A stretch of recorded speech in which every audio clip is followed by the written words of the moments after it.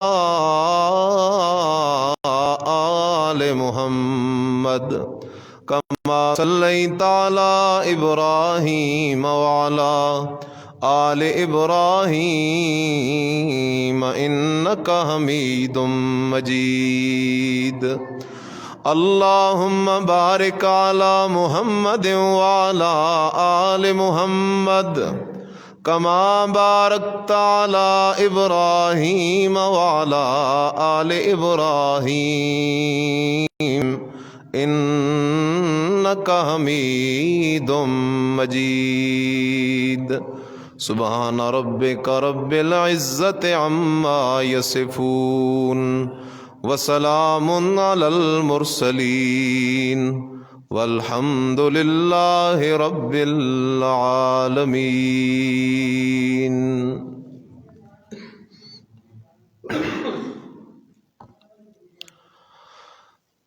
انتہائی قابل صد احترام محض مخلص مسلم دوستو، بھائیو، بزرگو، السلام علیکم ورحمۃ اللہ وبرکاتہ.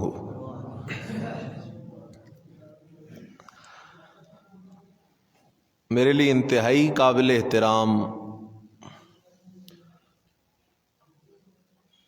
میرے لیے بڑے بھائیوں کا مقام رکھنے والے حضرت مولانا انصر صاحب اور حضرت مولانا لیاقت صاحب،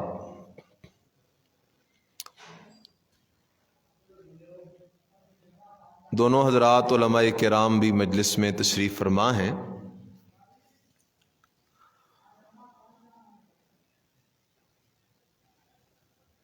میرے بیان کا مقصد ان کو اپنا سبق سنانا اور آپ سے کچھ مذاکرہ کرنا ہے تاکہ یہ ہمارا بیٹھنا اللہ کرے ہم سب کی نجات کا ذریعہ بن جائے.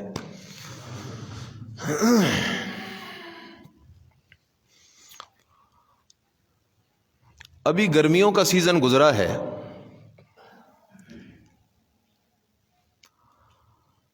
بحیثیت انسان ہم اتنے کمزور ہیں کہ یہ سورج کی گرمی بھی ہم سے برداشت، آپ بولیں میرے ساتھ، سورج کی گرمی بھی ہم سے برداشت نہیں ہوتی. پھر سورج سے ایک قدم آگے جائیں، یہ دنیا کی آگ ہے، لکڑی کی آگ ہے، گیس کی آگ ہے. اس آگ پہ بھی کوئی بندہ ایک سیکنڈ اپنا ہاتھ رکھ سکتا نہیں ہے.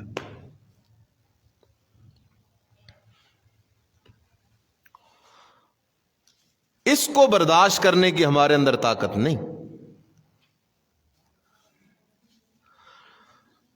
لیکن ایک آگ جہنم والی آگ آ رہی ہے.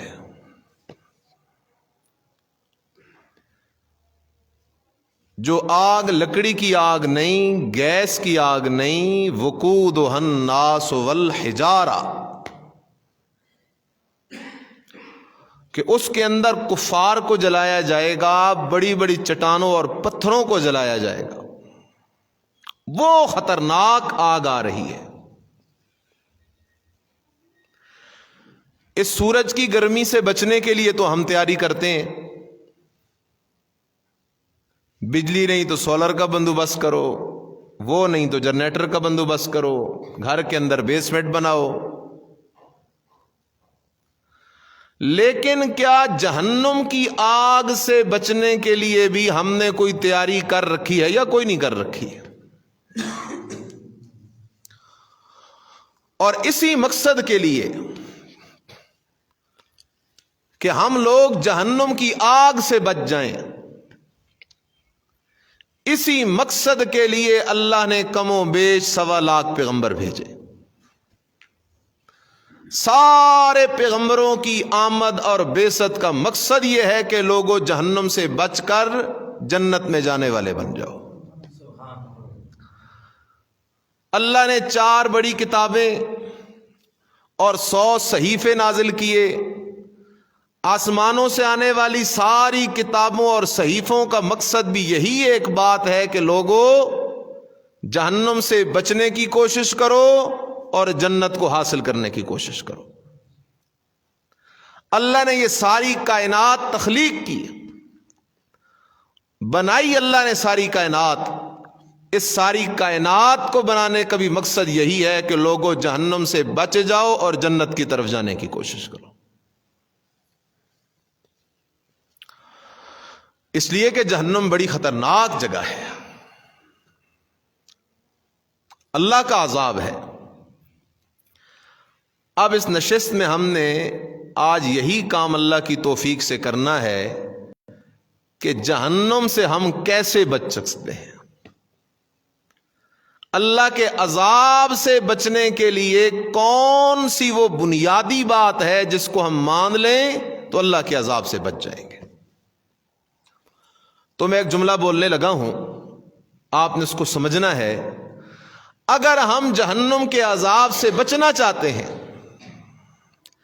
اگر ہم اللہ کی ناراضگی سے بچنا چاہتے ہیں، اگر ہم چاہتے ہیں کہ قیامت کے دن ہمیں اللہ کا دیدار مل جائے، انبیاء کرام علیہ الصلوۃ والسلام کی ملاقات اور صحبتیں مل جائیں، اولیاء کی صحبتیں مل جائیں، جنت کے وہ حور و غلمان مل جائیں، جنت کی دودھ اور شہد کی ہمیں نہریں مل جائیں، جنت کی ہمیں نعمتیں مل جائیں، اللہ کی رضا مل جائے، انبیاء اور شہداء کا قرب مل جائے، اگر ہم یہ چاہتے ہیں تو ہمیں محمد الرسول اللہ، سارے کہہ دو صلی اللہ ہو، نبی علیہ السلام کی ذات بھی ماننی پڑے گی اور نبی علیہ السلام کی بات بھی ماننی پڑے گی۔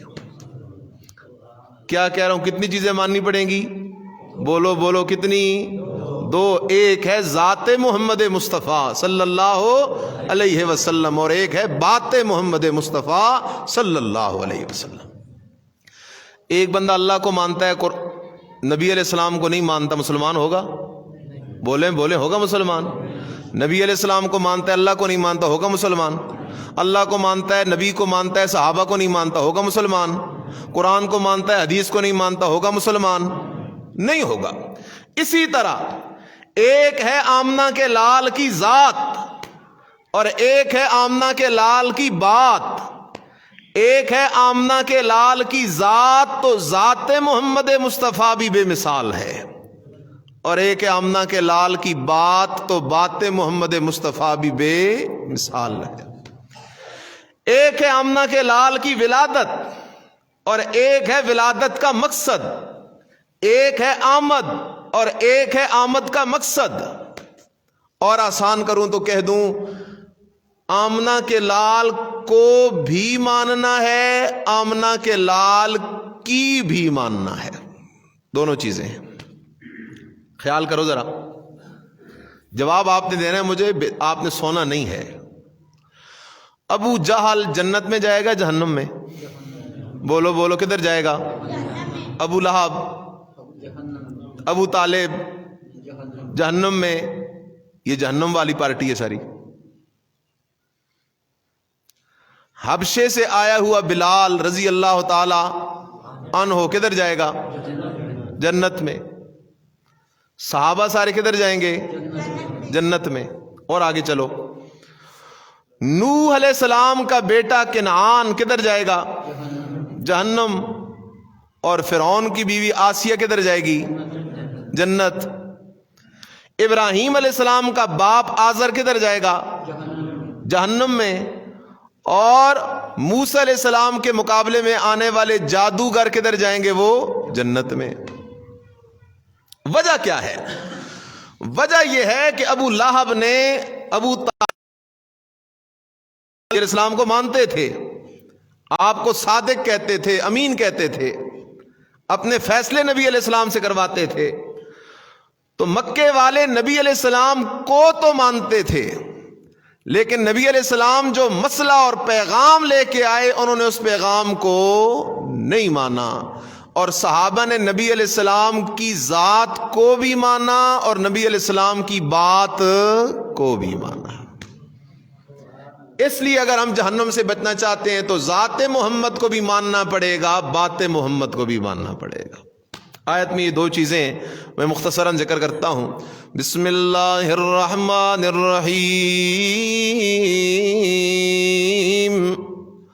قل انما انا بشر مثلکم۔ اللہ فرماتے ہیں میرا لاڈلا پیغمبر پہلے اپنا تعارف کروا۔ پیچھے سورہ کہف کے اندر ذوالقرنین کا واقعہ سنایا آمنہ کے لال نے، اور اصحاب کہف کا واقعہ سنایا، غیب کی خبریں دی آمنہ کے لال نے۔ شک پڑھنے والے کو شک پڑ سکتا تھا کہیں آپ اللہ کے شریک ہوں گے۔ فرمایا نہ میرا پیغمبر پہلے اپنا تعارف کروا، لوگوں سے اپنی ذات منوا میرا پیغمبر۔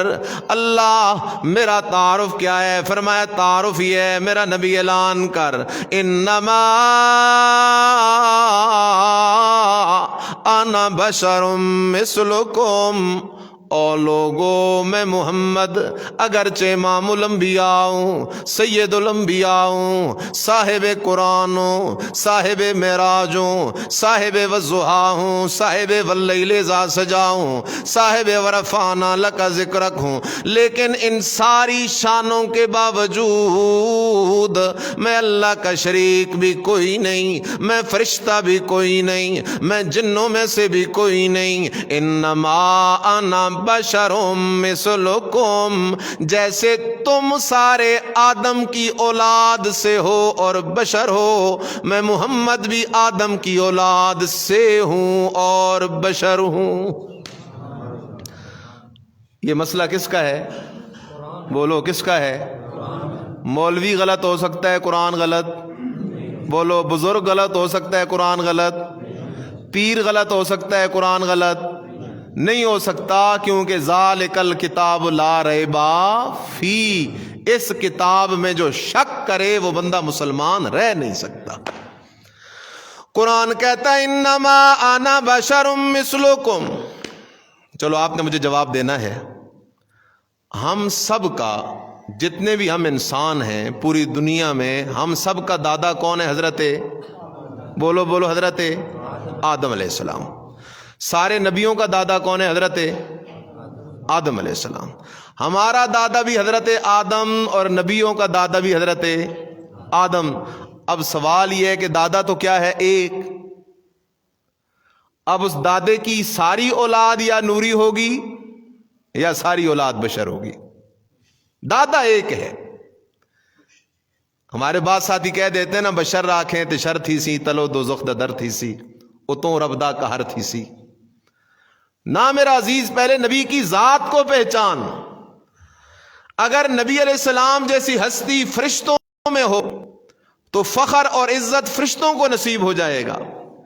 اگر نبی علیہ السلام جیسی ہستی جنات میں سے ہوتی تو فخر اور عزت جنات کو مل جاتی، لیکن اللہ نے یہ عزت نہ فرشتوں کو دی ہے نہ جنوں کو دی ہے، اللہ نے یہ عزت مجھے اور آپ کو دی ہے کہ اللہ نے سارے نبی بھی ہم میں سے بھیجے اور نبیوں کے سردار کو بھی آدم کی اولاد سے اللہ نے بھیجا ہے۔ اس لیے خیال کر، قرآن کہتا ہے انما انا بشر مثلکم، او لوگوں میں ذات میں تو تمہارے جیسا بشر ہوں، جیسے تم آدم کی اولاد میں آدم کی اولاد، جیسے تم بھوک لگتی ہے تو کھانے کے ضرورت مند ہوتے ہو، میں محمد کو بھی بھوک لگتی ہے تو کھانا کھاتا ہوں، جیسے تم سوتے ہو میں بھی سوتا ہوں، جیسے تم بھولتے ہو انسا کما تنسون، جیسے تم کبھی بھول جاتے ہو میں بھی کبھی بھول جاتا ہوں، جیسے تم پہ پریشانیاں آتی ہیں مجھ پہ بھی پریشانیاں آتی ہیں، جیسے تمہارے والدین ہیں میرے بھی والدین ہیں، جیسے تمہارے دادے ہیں، نانے ہیں، نانیاں ہیں، رشتہ دار ہیں، ایسے میرے بھی رشتہ دار ہیں، جیسے تمہاری اولاد ہے میری بھی اولاد ہے۔ فرمایا ذات میں تو میں بشر ہوں ہوں، لیکن شان محمد الرسول اللہ، حسن محمد الرسول اللہ صلی اللہ علیہ وسلم کے کیا کہنے۔ اللہ نے نبی کو شان بھی دی ہے تو بے مثال دی ہے، حسن و جمال بھی دیا ہے تو بے مثال دیا ہے۔ شان کیسی اللہ نے عطا کی ہے، وَرَفَعْنَا لَكَ ذِكْرَكَ، اللہ کہتا ہوں میرا لاڈلا پیغمبر، میں اللہ ہی نے پہلے نبیوں کو بھی عزت سے نوازا، ولیوں کو بھی عزت سے نوازا، فرشتوں کو عزت سے نوازا، جبرائیل کو، میکائیل کو، اسرافیل کو، سب کو عزت سے نوازا۔ نبیوں میں سے ابراہیم خلیل اللہ کو، نوح نجی اللہ کو، موسیٰ کلیم اللہ کو، عیسیٰ روح اللہ کو، آدم صفی اللہ کو میں اللہ نے عزتوں سے نوازا ہے۔ لیکن وَرَفَعْنَا لَكَ ذِكْرَكَ، لیکن میرا پیغمبر جب تیرا نمبر آیا ہے تو تیری عزت کو میں نے سارے پیغمبروں کی عزت سے اونچا مقام عطا کر دیا ہے۔ اس لیے میرا عزیز خیال کر، میرا عزیز خیال کر، یہاں بعض اوقات ذہن میں لوگ وسوسہ ڈالتے ہیں، دیکھو جی یہ کہتے ہیں نبی ہم جیسے بشر ہیں۔ ناؤ میرا عزیز، میں اپنے استاد جیسا نہیں ہو سکتا، میرا استاد اپنے استاد جیسا نہیں ہو سکتا۔ ساری دنیا کے بزرگ مل جائیں ایک تابی جیسے نہیں ہو سکتے، سارے تابی اور بعد کے بزرگ مل جائیں ایک صحابی جیسے نہیں ہو سکتے، ساری دنیا میں صحابہ اکٹھے ہو جائیں صدیق اکبر جیسے نہیں ہو سکتے، ساری دنیا صدیق اکبر جیسے بزرگوں سے بھر دی جائے ایک نبی جیسے نہیں ہو سکتے۔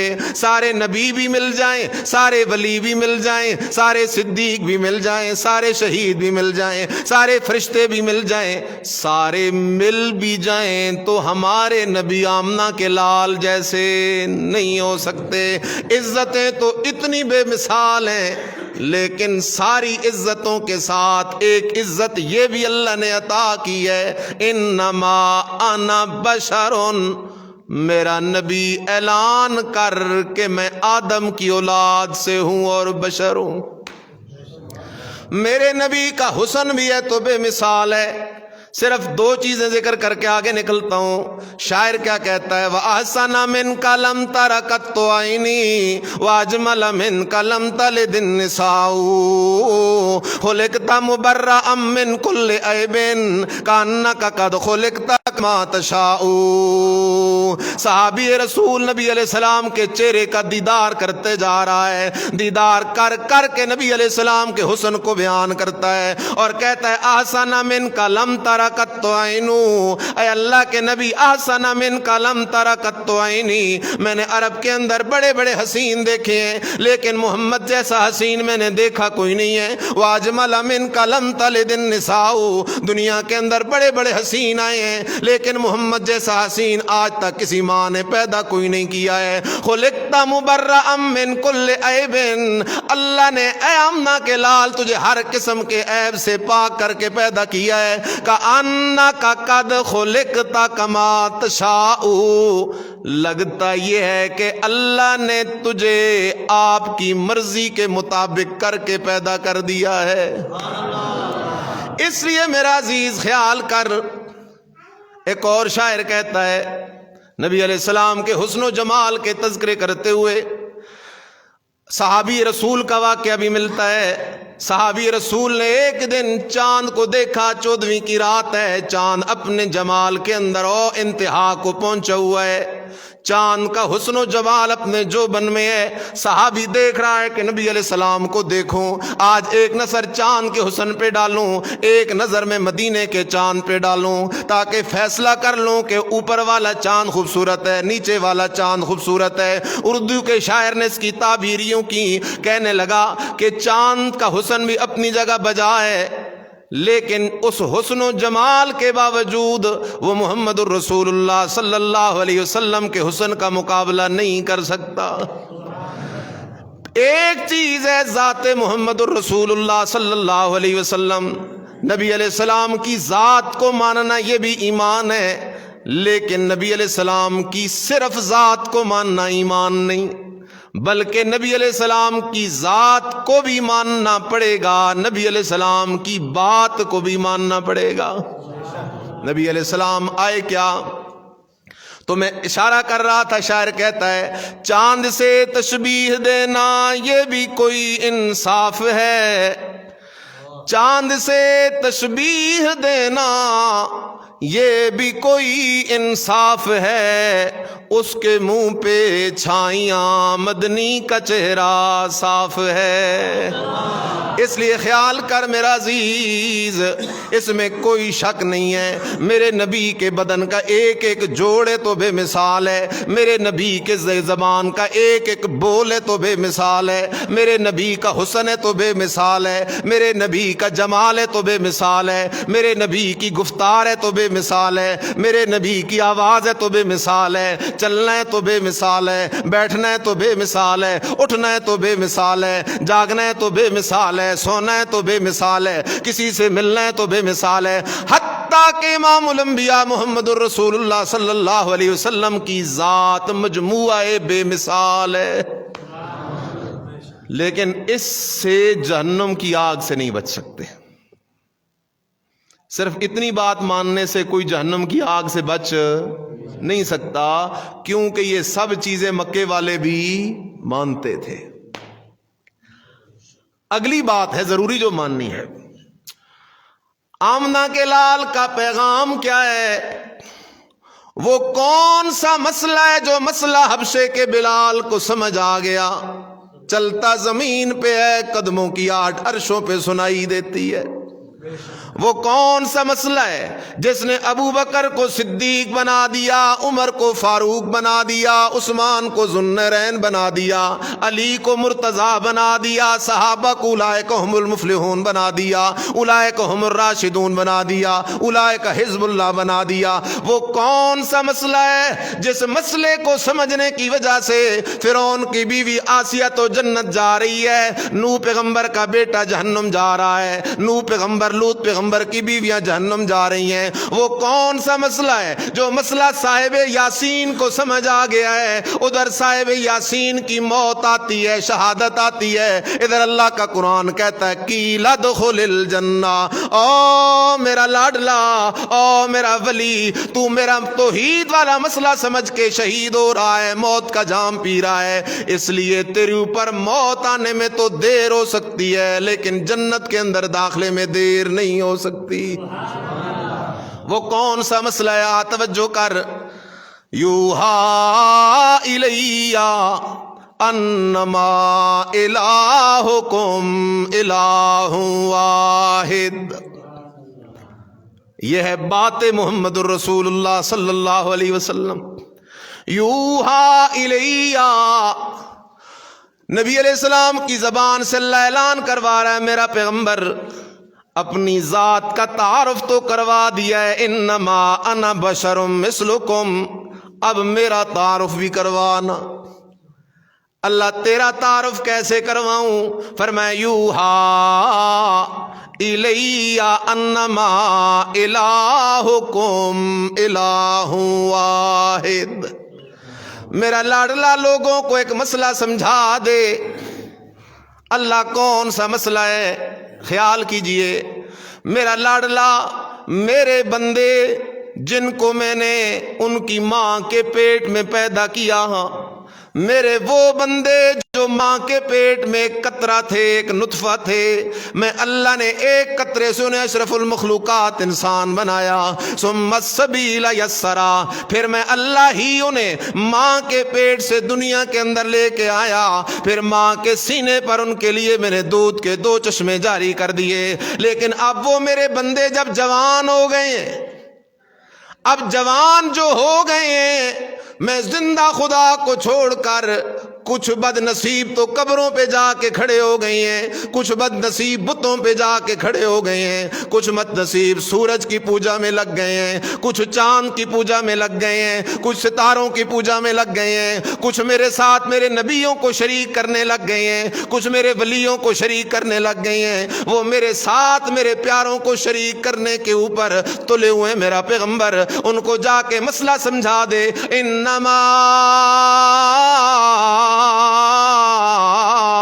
الہکم الہ واحد، او لوگو عیسیٰ علیہ السلام اللہ کے پیارے ضرور ہیں، بی بی مریم اللہ کی پیاری ضرور ہے، لیکن اللہ کے شریک کوئی نہیں ہے۔ الہ واحد، اللہ الہ اکیلا ہے۔ عزیر علیہ السلام اللہ کے پیارے ضرور ہیں، لیکن اللہ کے شریک کوئی نہیں ہے۔ الہ واحد، اللہ الہ اکیلا ہے۔ ود سوا یغوث یعوق نصر اللہ کے پیارے ضرور ہیں، لیکن اللہ کے شریک کوئی نہیں ہے۔ الہ واحد، اللہ الہ اکیلا ہے۔ سارے پیغمبر اللہ کے پیارے ضرور ہیں، سارے ولی اللہ کے پیارے ضرور ہیں، پیر باب اللہ کا پیارا ضرور ہے، بی بی فاطمہ الزہرا، حضرات حسنین کریمین، حضرت علی المرتضی، جتنے بھی اولیاء کرام جن کی قبریں ملک کے اندر پھیلی ہوئی ہیں، یہ سارے اللہ کے پیارے ضرور ہیں، لیکن لا الہ الا اللہ، الہ حاجت روا، مشکل کشا،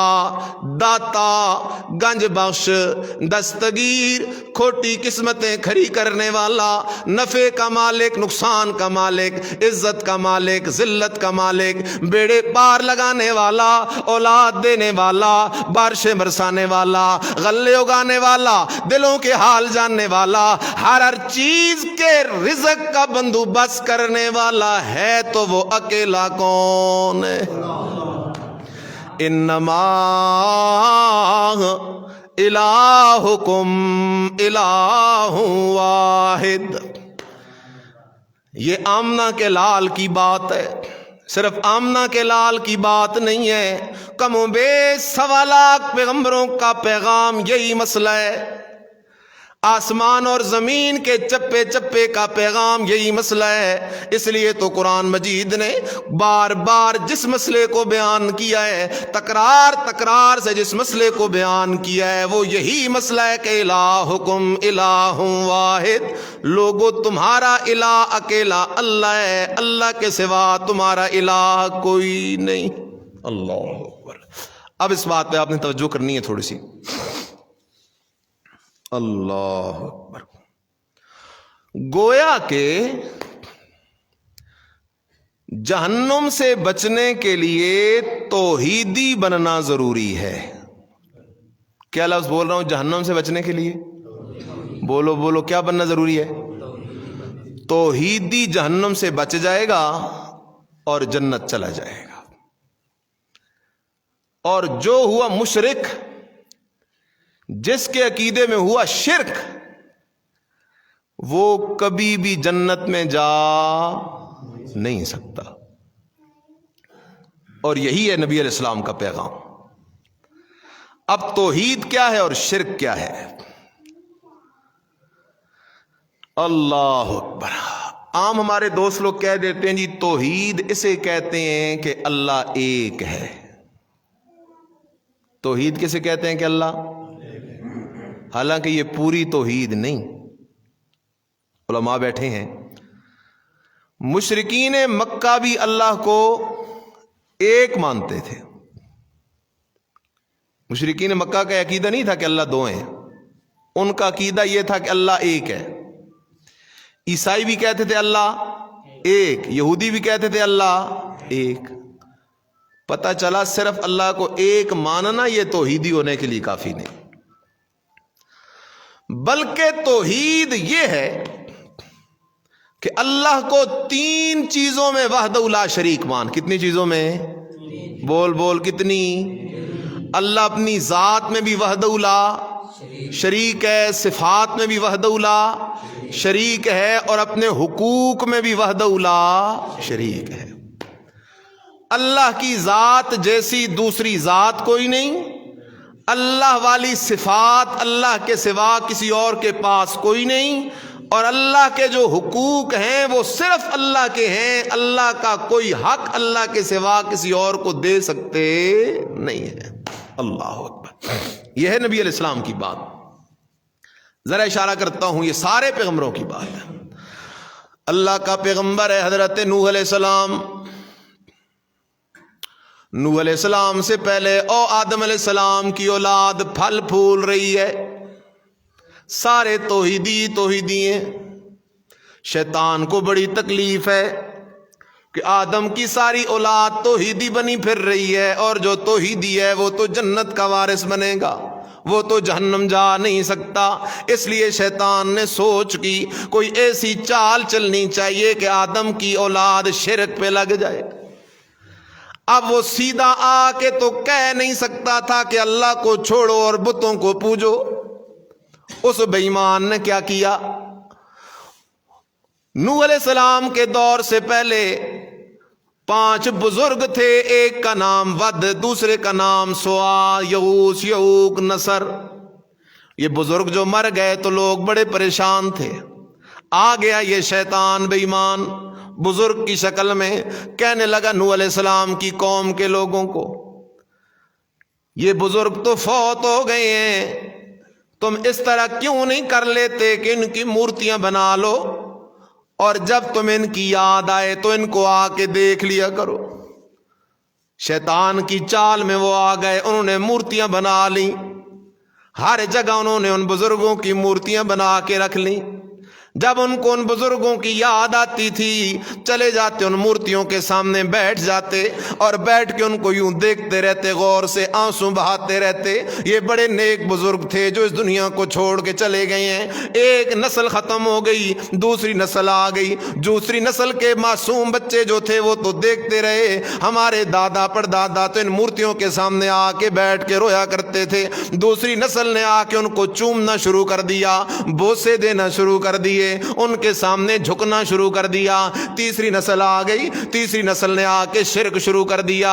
وہ تو یہ سمجھے کہ جو کچھ ہو رہا ہے ان بتوں سے ہو رہا ہے، انہوں نے ان بتوں کے سجدے شروع کر دیے، ان بتوں کے سامنے رکوع شروع کر دیے، ان بتوں کے نام کی نظر نیاز دینا شروع کر دی، ان بتوں کو مصیبتوں میں پکارنا شروع کر دیا۔ حالانکہ یہ سارے کے سارے کام کس کا حق ہیں؟ بولو، سجدہ کس کا حق ہے؟ رکوع کس کا حق ہے؟ نظر کس کا حق ہے؟ نیاز کس کا حق ہے؟ منت کس کا حق ہے؟ منوت کس کا حق ہے؟ چڑھاوا کس کا حق ہے؟ تو انہوں نے بتوں کی پوجا کرنے شروع کر دی، بتوں کو اللہ کے ساتھ شریک کرنا شروع کر دیا۔ اس لیے میں کہا کرتا ہوں اللہ مشرک سے صرف عقل چھینتا ہے۔ کیا چھینتا ہے؟ عقل۔ اب پتھر کی مورتیاں ہیں، پتھر کے بت ہیں، جن بتوں کو بنانے والا بھی کاریگر ہے، کاریگر نے ان کو تراشا تب وہ بت بنا۔ اگر کاریگر اس بت کی آنکھ نہ بنائے تو بت اپنی آنکھ بھی نہیں بنا سکتا، کاریگر اس بت کا ہاتھ نہ بنائے تو وہ بت اپنا ہاتھ بھی نہیں بنا سکتا، کوئی اس کو ادھر سے اٹھا کے ادھر نہ رکھے تو وہ بت حرکت بھی نہیں کر سکتا اور وہ بت بول بھی نہیں سکتا۔ اللہ اکبر۔ میرا عزیز توجہ کرنا، یہ شرک بے روپیہ ہر دور میں رنگ بدلتا ہے۔ وہ پوجا کرتے تھے بتوں کی، اور آج تیرے میرے زمانے کے اندر لوگ پوجا کرتے ہیں قبروں والوں کی۔ جس طرح وہ بت نہیں بول سکتا قبر والا نہیں بول سکتا، جس طرح وہ بت نہیں چل سکتا قبر والا نہیں چل سکتا، جس طرح وہ بت نہیں سن سکتا قبر والا نہیں سن سکتا۔ انہوں نے سجدے کیے بتوں کے، آج ہمارے لوگ سجدے کرتے ہیں قبروں کے۔ انہوں نے رکوع کیے بتوں کے، آج ہمارے لوگ رکوع کرتے ہیں قبروں کے۔ انہوں نے نظریں نیازیں دی بتوں کے نام پر، آج ہمارے لوگ نظریں نیازیں دیتے ہیں قبروں والوں کے نام پر۔ لوگ بکرا یہاں سے اٹھائیں گے، چلیں گے بنیر کے اندر اور پیر بابا کے دربار پہ جا کے بکرے کو ذبح کریں گے۔ اگر اللہ کے نام کا دینا ہے، اللہ تو ادھر بھی موجود ہے، گھر کے اندر بھی موجود ہے۔ قربانیاں جب کرتے ہم لوگ تو قربانیاں ہم اپنے گھروں کے اندر دروازے بند کر کے کرتے ہیں، کوئی مانگنے والا نہ آ جائے، کیونکہ قربانی اللہ کے نام کی ہوتی ہے۔ اللہ ہر جگہ موجود ہے، لہذا ہر جگہ سے قربانی قبول کر لیتا ہے۔ جو بندہ اپنے گھر سے بکرا چھترا اٹھاتا ہے، کوئی چیز اٹھاتا ہے، جاتا ہے کسی درگاہ پر کسی دربار پر، سمجھو دال میں کچھ کالا نہیں بلکہ ساری کی ساری دال ہی کالی ہے، یہ اللہ کے نام پہ نہیں دے رہا۔ انہوں نے بتوں کو اللہ کے ساتھ شریک کرنا شروع کر دیا۔ اللہ نے نوح علیہ السلام کو بھیجا، میرا نبی نوح چلا جا، लोगों ने मुझे भुला दिया है, बुतों से उम्मीदें लगा ली हैं, जिंदा खुदा को छोड़ के मुर्दों से मांगना शुरू कर दिया है, जिंदा खुदा को छोड़ के मुर्दों के सजदे करने शुरू कर दिए हैं, जिंदा खुदा को छोड़ के उन बेजान बुतों से उन्होंने मांगना शुरू कर दिया है। अल्लाह ने नूह अलैहिस्सलाम की तश्कील की। अल्लाह का पैगम्बर नूह अलैहिस्सलाम आया अपनी कौम के अंदर, कौम वालों को आके वही पैगाम सुनाया जो पैगाम कमों बेश 1.25 लाख पैगम्बरों का पैगाम है, वही पैगाम सुनाया। जिस पैगाम को मानने वाला जन्नती है, ना मानने वाला जहन्नमी है। पैगाम क्या है? कुरान कहता है वलक़द अरसलना नूहन इला कौमिही इन्नी लकुम नज़ीरुम मुबीन अल्लाह ताबुदू इल्लल्लाह। ओ मेरी कौम वालों, इबादत बुतों की न करो, बल्कि इबादत किसकी करो? अल्लाह की करो। आज के दौर में ऐलान यूं करना है, अल्लाह ताबुदू इल्लल्लाह। सजदा कब्र का ना करो, सजदा किसका करो? रुकू कब्र को ना करो, रुकू किसको करो? नजर नियाज कब्र वाले के नाम पे न दो, किसके नाम पे दो? मुश्किल कुशा हाजत रवा कब्र वाले को न समझो, अल्लाह को समझो। गैबदान कब्र वाले को न समझो, अल्लाह को समझो। दस्तगीर कब्र वाले को न समझो, अल्लाह को समझो। दाता कब्र वाले को न समझो, अल्लाह को, कब्र वाले को न समझो, अल्लाह को समझो। इसलिए नूह अलैहिस्सलाम ने आकर शोर के साथ आवाज लगाई, अल्लाह ताबुदू इल्लल्लाह। ओ लोगो, इबादत अल्लाह का हक है। अल्लाह का हक किसी बुत को भी नहीं दिया जा सकता और किसी कब्र वाले को भी देने की इजाजत नहीं है। मुखालफत शुरू हो गई, उरूज पे चली गई मुखालफत। अल्लाह, लेकिन मसला है, बड़ा अहम मसला है कि इस मसले को जो मान लेगा जन्नत जाएगा, क्योंकि उसका दिल शिर्क से पाक हो जाएगा। अल्लाह भी पाक है, जन्नत भी पाक है, तौहीदी भी पाक है, जहन्नम भी पलीत है, मुशरिक भी पलीत है। इन्नमल मुशरिकून नजसुन, अल्लाह कहता है मुशरिक पलीत का पलीत है। नूह अलैहिस्सलाम ने मसले का बयान शुरू कर दिया। 950 साल अल्लाह की तौहीद का मसला पैगंबर बयान करता रहा। कितने साल? 950 साल। इन्नी दाउतु कौमी लैलन व नहारा, अल्लाह मैंने अपनी कौम को तेरी पहचान करवाई है। लैलन व नहारा, ना रात देखा ना दिन देखा, ना किसी की खुशी देखी ना गम देखा, ना नाराजगी देखी ना किसी का एहसान देखा। अल्लाह सब कुछ पीछे छोड़कर मैं गली गली कूचा कूचा एक ही मसला बयान करता जा रहा था, अल्लाह ताबुदू इल्लल्लाह, ला इलाहा इल्लल्लाह।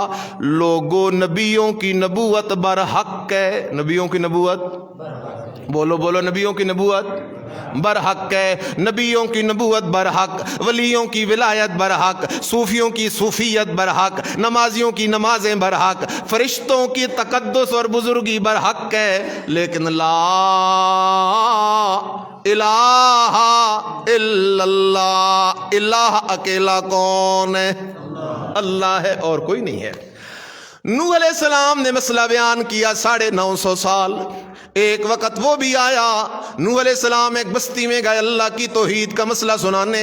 बस्ती वालों ने पत्थरों की बरसात कर दी अल्लाह के पैगंबर पर। अल्लाह का पैगंबर पत्थरों के नीचे दब के रह गया, पत्थरों के नीचे से निकल भी नहीं सकता अल्लाह का पैगंबर। बदन लहूलुहान अल्लाह के पैगंबर का। अल्लाह ने फरमाया, ओ जिब्राइल भाग के चला जा, मेरे नबी को पत्थरों से नीचे से निकाल। मेरा नबी मेरी तौहीद का मसला बयान करते करते पत्थरों के नीचे दब गया है। अल्लाह का फरिश्ता आया, पत्थर हटाए फरिश्ते ने, नूह अलैहिस्सलाम निकले। जिब्रील अमीन सोच रहा था अब तो शायद नूह अलैहिस्सलाम हफ्ता 10 दिन महीना अपने घर के अंदर रहेंगे, अब तो ईद वाला मसला शायद कुछ दिन छोड़ देंगे। नूह अलैहिस्सलाम वहां से निकले, बदन जख्मी है, चेहरा जख्मी है, लहूलुहान है। नूह अलैहिस्सलाम शहर के अगले चौक में जाके देखते हैं कुछ लोग खड़े हैं। उसी जख्मी हाल के अंदर नूह अलैहिस्सलाम फिर आवाज लगाते हैं, अल्लाह ताबुदू इल्लल्लाह, لوگو میری جان لینی ہے تو لے لو، ما اسألکم علیہ اجرا، میں تم سے کوئی امید بھی نہیں رکھتا، نہ پیسے کی امید، نہ نذرانے کی امید، نہ شکرانے کی امید، نہ ہدیے کی امید، نہ تحفے کی امید، لیکن یہ مسئلہ مان لو، کیونکہ جو یہ مسئلہ مان لیتا ہے وہ سیدھا اللہ کا ولی بن جاتا ہے اور جنتی بن جاتا ہے۔ یہ مسئلہ مان لو۔ نوح علیہ السلام اللہ کا پیغمبر ہے، آخر اللہ کا پیغمبر تنگ آ گیا، تھے تو بشر، انسان ہے آخر۔ اب نوح علیہ السلام نے قوم کے لیے بد دعا کی، رب لا تذر علی الارض من الکافرین دیارا، اللہ ان ظالموں کا ایک گھر بھی سلامت نہ چھوڑنا، اللہ ان کو ملیا میٹ کر، ان کو تباہ و برباد کر۔ اللہ آئے روز یہ کفر و شرک کے اندر بڑھتے ہی جاتے ہیں اور مجھ سے تیری بغاوت دیکھی نہیں جاتی۔ یہاں بھی نبی جو بد دعا دے رہا ہے اپنی وجہ سے نہیں، کس کی وجہ سے؟ اللہ کی وجہ سے۔ اللہ جب یہ تجھے چھوڑ کے بت کو سجدہ کرتے ہیں مجھ سے برداشت نہیں ہوتا، اللہ خزانوں کے مالک بادشاہ کو چھوڑ کے جب یہ بت والے سے مانگتے ہیں جو ککھ کا مالک بھی نہیں ہے، اللہ مجھ سے برداشت نہیں ہوتا۔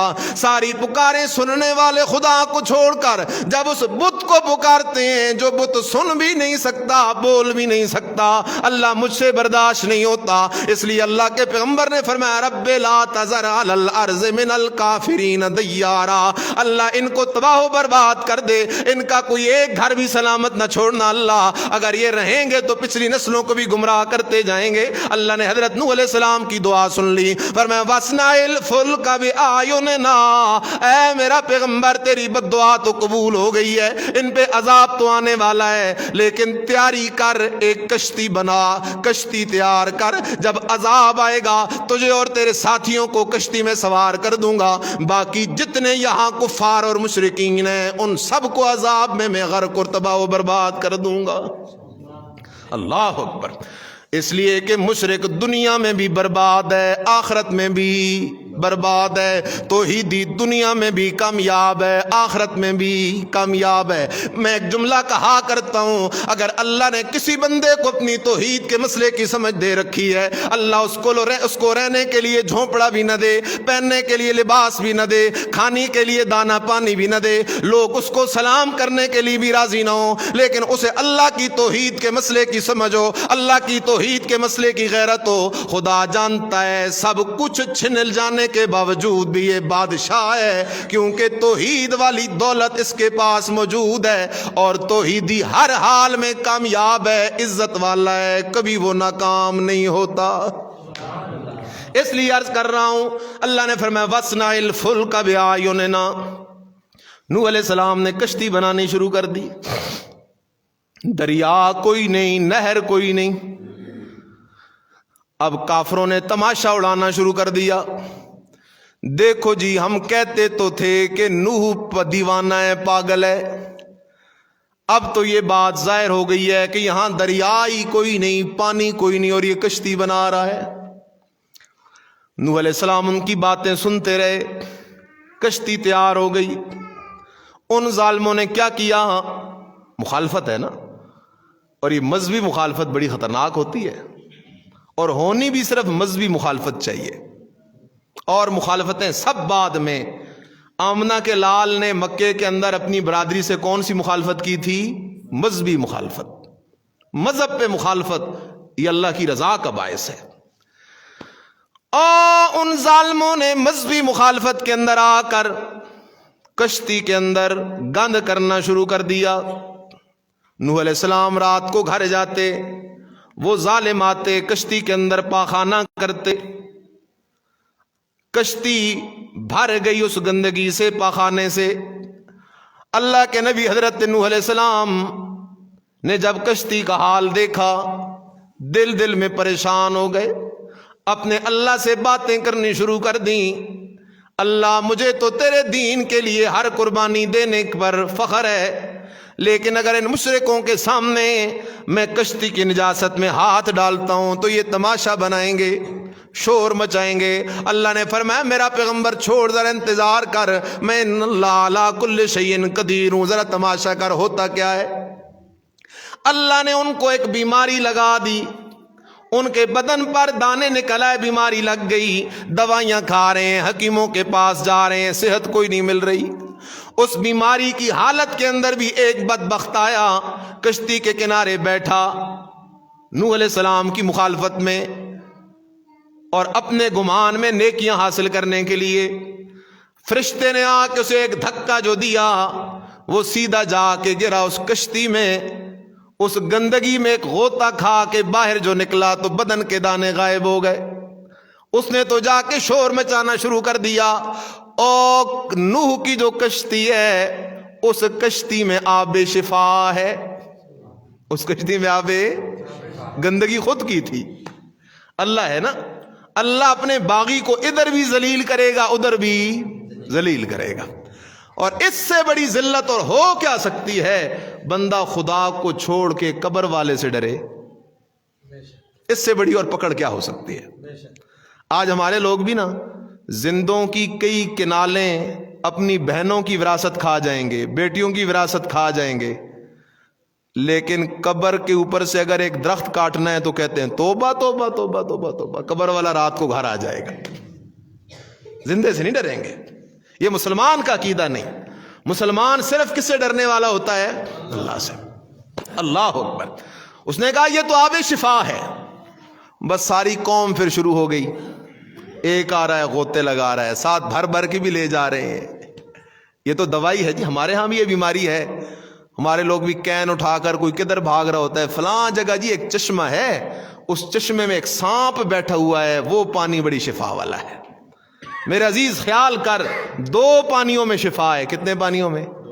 ایک آب زمزم اور ایک تیرے گھر کا پانی.